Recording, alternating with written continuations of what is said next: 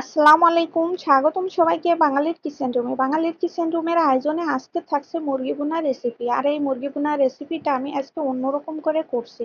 সাধারণত যেভাবে মুরগি ভুনাটা আমরা করে থাকি, আলু দিয়ে রান্না করে থাকি, ওভাবে করে আমি আজকে রান্না করি না, একটু ভিন্নভাবে রান্না করছি। দেখুন কিভাবে রান্না করি। আমি চুলা একটু করে বসিয়েছি আর এখানে অ্যাড করে দিলাম পরিমাণ মতো তেল, দিয়ে দিলাম আলুগুলা, এখানে ভাজতে দিয়ে দিলাম। আলুগুলা কিন্তু আমি বেশি ভাজবো না, হালকা ভেজে উঠিয়ে নেব। আলুগুলা এপাশ ওপাশ করে ভেজে একটু ব্রাউন কালার চলে এলে আমি চুলা থেকে উঠিয়ে নেব। আলুগুলা ভাজতে দিয়ে দিলাম, বাকি সবগুলা আমি রেডি করে নিয়ে আসবো এখন। আলুগুলা ভাজা হয়ে গেছে, আমি এখন চুলা থেকে উঠিয়ে নেব।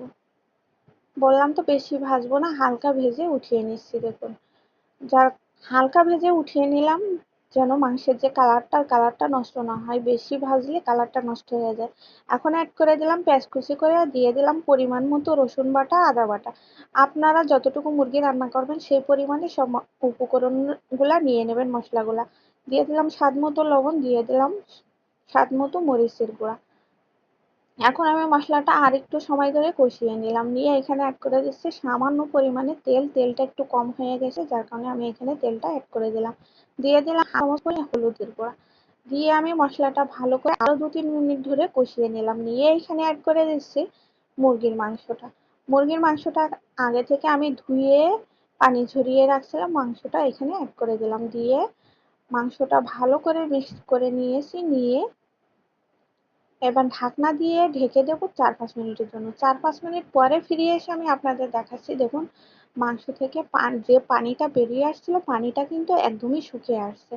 আবারও একটু নাড়াচাড়া করে এইখানে আমি এখন অ্যাড করে দেবো বাকি মশলাগুলা।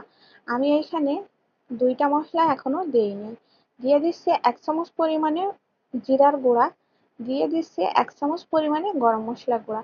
আপনারা চাইলে বাটা মশলাটা ইউজ করতে পারেন, আমি এখানে গুঁড়া মশলাটা ইউজ করছি।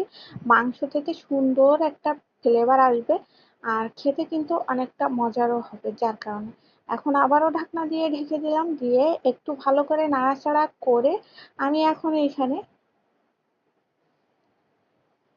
অ্যাড করে দেব আলুগুলা। যে আলুগুলা আমি ভেজে রাখছিলাম, আলুগুলা এখানে অ্যাড করে দিলাম। দিয়ে আলুগুলা অ্যাড করে দিয়ে ভালো করে সব কিছু মিক্স করে